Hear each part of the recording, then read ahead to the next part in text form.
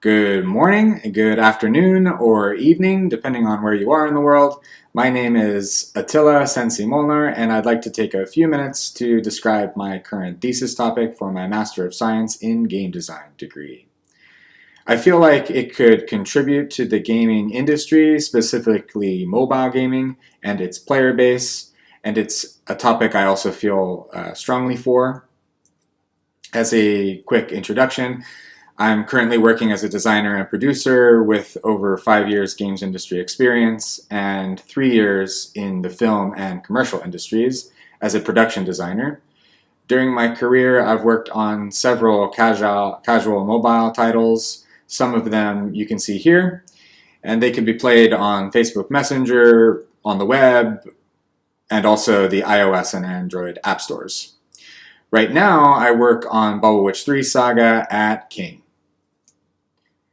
So in summary, my thesis topic will be about accessibility heuristics and evaluation criteria for mobile games. What does this mean, briefly? Well, by accessibility, I mean the quality of a mobile game that makes it easy to use, easy to understand, and also its reach to the wider audience. Heuristics are basically tools, processes, or methods for establishing someone like a game developer or enabling someone like a game developer to discover or learn something for themselves. And in this case, hopefully in an effort to improve something, be it the game. Evaluation criteria are established standards or principles that are used to assess and the current value or effectiveness of accessibility heuristics. So in summary, the goal is to clearly consolidate a set of accessibility heuristics based on contemporary studies, research, applicable to the mobile gaming industry. Now for a little bit of context. So according to the Newzoo's 2021 Global Games Market Report, the mobile gaming segment still contributes the most to the overall games market, with nearly a 4.5% year-over-year percentage growth, and at a $90 billion a year projected revenue, it is also expected to continue growing for the next 5 years.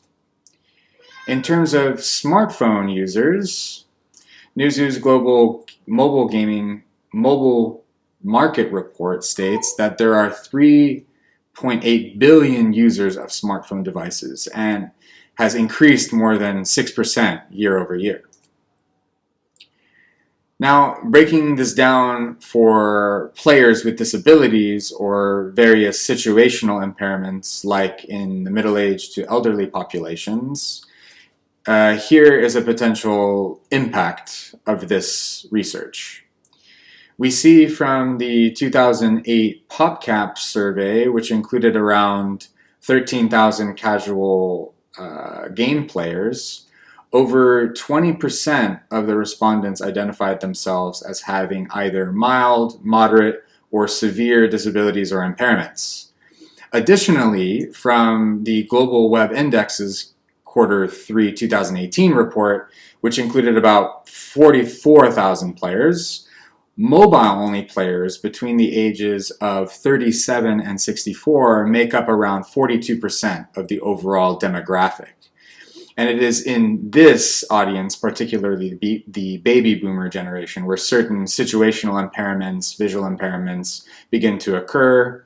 And this is what I would like to assist with improving with this thesis research, because the bottom line is that improving accessibility of mobile games could significantly impact the industry and enrich the lives of players with disabilities and various impairments at the same time, ultimately. But for that, we need developers and business intelligence to be aware, not only to be aware, but also have the tools to directly implement solutions. So there are three key questions to answer for the research. The first is, what are the relevant and most accessible and recent accessibility heuristics out there that are based on well-founded research and data? How have these heuristics performed in terms of evaluating and improving mobile game accessibility? And finally, the research should also touch a little bit on why should developers care and what can developers do to effectively implement accessible content into their games. So for a little sneak peek into current accessibility heuristics that will be included in the research, I have a lot of the contemporary movement for accessibility guidelines is coming from the traditional web content guidelines of the World Wide Web Consortium. These guidelines are more or less industry standard and are used by even governments in crafting anti-discrimination laws around allowing greater access to users with disabilities. Second, we have the design and access patterns developed by the Able Gamers Charity, an organization founded by Mark Barlett and a group of passionate and constructive players with various disabilities. These guidelines are extremely useful and becoming more and more utilized by AAA gaming companies to develop effective and accessible content in their games. Third, there are the Game Accessibility Guidelines, which was developed by a handful of studios, specialists, and academics to produce a straightforward, developer-friendly reference for ways to avoid unnecessarily excluding players and ensure that games are just as fun for as wide a range of players as possible. Furthermore, the research will include findings from the Rochester Institute of Technology in New York, which show the effectiveness of accessibility guidelines, such as the Web Content Accessibility Guidelines, on mobile applications. A mobile game design guide for the middle-aged and elderly population, developed by the Advanced Institute of Science and Technology in Korea. And 3 assessments of mobile games for people with visual, people with hearing impairments, and cognitive impairments. This consolidation of material will take the form of a publishable literature systematic review article. It is intended to be submitted for publishing to the Game Studies International Journal of Computer Games Research, the Journal of Game Design and Development Education at the Rochester Institute of Technology, and industry news sites like Kotaku and Gamasutra.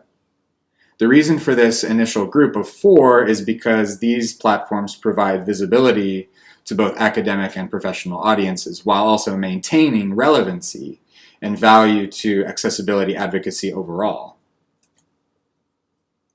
Right. So these are my references for this presentation, and if you're interested in this work or would like to help publish this work, please contact me, reach out on LinkedIn or email, and I would be extremely happy to work together with you. Thank you so much for your time and attention. Have a wonderful day. Bye-bye.